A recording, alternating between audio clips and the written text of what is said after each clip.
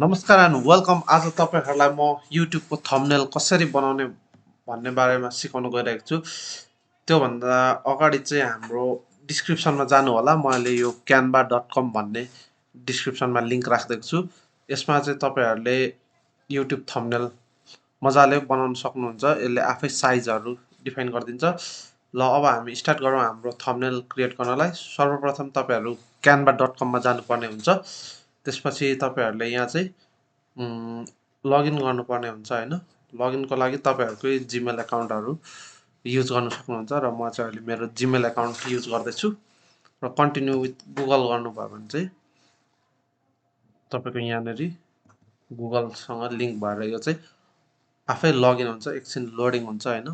अब यहाँनेर चाहिँ तपाईहरुले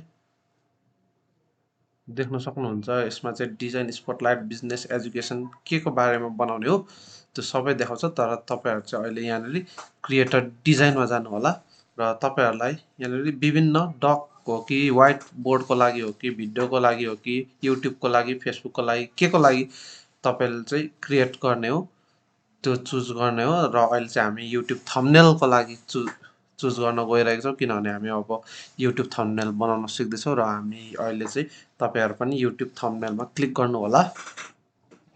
यति गरिसकेपछि यहाँनेरि विभिन्न टेम्प्लेटहरु शो गर्छ हैन। तपाईहरुले जुनै पनि युज गर्न सक्नुहुन्छ, हेर्न सक्नुहुन्छ हैन। अहिलेको लागि चाहिँ म तपाईहरुलाई एउटा स्याम्पल देखाएर यहाँ यही तपाईहरुको थम्बनेल तपाईहरुले जुन थम्बनेल देखेर आउनु भएको छ मेरो युट्युब भित्र त्यही थम्बनेल डिजाइन गर्न सिकाउँदै छु। जस्तो यो एउटा टेम्प्लेट मैले चुज गरे हैन।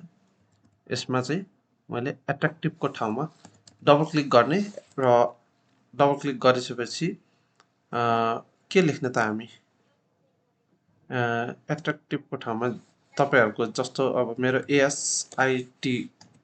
एसआईटीओ च्यानल छ भने एसआईटीओ लेख्ने हैन। तर अहिले चाहिँ म थम्बनेल को बारेमा गर्दै छु त्यही भएर चाहिँ एट्र्याक्टिभै लेखौं हैन।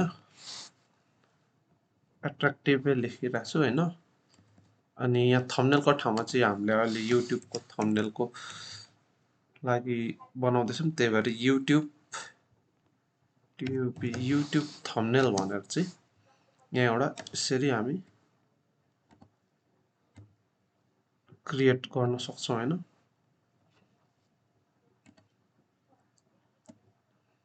र यसलाई तपाईहरुले यसरी मुभ पनि गर्न सक्नुहुन्छ हैन। अनि यसको फिचर्सहरु सबै फोटोसपकै जस्तो छ तर फोटोसपमा तपाईहरुले साइजहरु डिफाइन गर्नुपर्छ। यसमा केही डिफाइन गर्नु पर्दैन र यहाँनेरि कलर अप्सनहरु पनि चेन्ज गर्न सक्नुहुन्छ हैन। तपाईहरुलाई अब कस्तो मन पर्छ हैन। जस्तो अब मेरो अहिले यो रेड भएको छ हैन। फेरि यसलाई गरेर सिलेक्ट अल गरेर यहाँ टेक्स्ट कलरमा जाने हैन। त्यसपछि टेक्स्ट कलरमा गएर मलाई चाहिँ अब जस्तो युट्युब चाहिँ रातो चाहियो र थम्बनेल चाहिँ सेतो चाहियो भने यो थम्बनेललाई चाहिँ हामी सिलेक्ट गरेर यसलाई चाहिँ हामी यहाँ गएर व्हाइटमा गर्यौं भने यस्तो हुन्छ। हाम्रो चाहिँ हेर्न सक्नुहुन्छ। अब यो हाम्रो चाहिँ युट्युब थम्बनेल को लागि रेडी भइसकेछ। यसलाई हल्का रोटेट गरौँ हैन।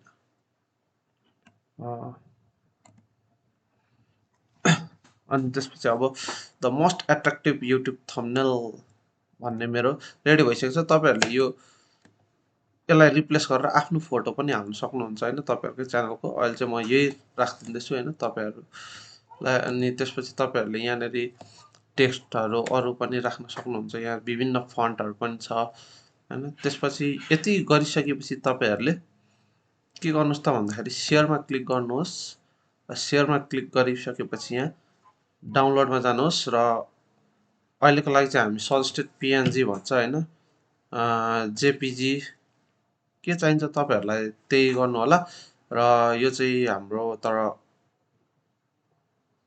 यसको चाहिँ यहाँसम्म यसले रेकमेन्ड गरेको साइज चाहिँ तपाईहरुलाई अब यहाँसम्म छ। अब यहाँदेखि यता लिने हो भने चाहिँ अझै हाई क्वालिटीको लिने हो भने चाहिँ तपाईहरुलाई अब यसले पैसा पेमेन्ट गर्नु लाउँछ हैन। त्यही भएर अहिले हामीलाई चाहिँ फ्रीको चाहिएको छ। त्यही भएर फ्रीमा यहाँ डाउनलोड गर्ने हो र यसले तपाईहरुलाई डाउनलोड गरिदिन्छ र हाम्रो चाहिँ थम्बनेल रेडी भइसकेको छ। हेर्न सक्नुहुन्छ कस्तो राम्रो अमेजिङ थम्बनेल मात्र केवल 2-3 मिनेटमा रेडी हुन्छ हाम्रो अब युट्युब थम्बनेल चाहिँ रेडी भइसकेको छ र तपाईहरुलाई नेक्स्ट भिडियोमा चाहिँ म कसरी यो थम्बनेललाई युट्युबमा आफ्नो कस्टम थम्बनेल बनाएर चाहिँ अपलोड गर्न सक्नुहुन्छ म तपाईहरुलाई पुरै सिकाउने छु सो अहिलेको लागि चाहिँ तपाईहरु पनि थम्बनेल बनाउनु होला हैन राम्रो तबसम्मको लागि bye bye and stay tune subscribe गर्नु होला धन्यवाद